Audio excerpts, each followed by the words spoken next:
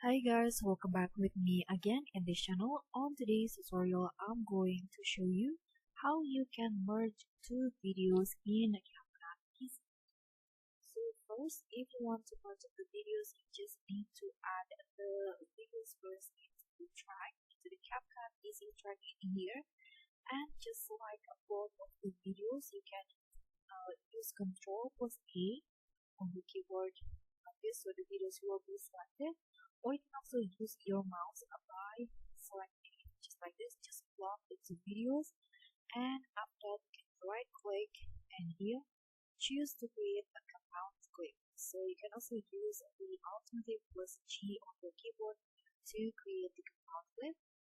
So let's just click on create compound clip, and just like that, now the two videos has been merged or has been combined into one.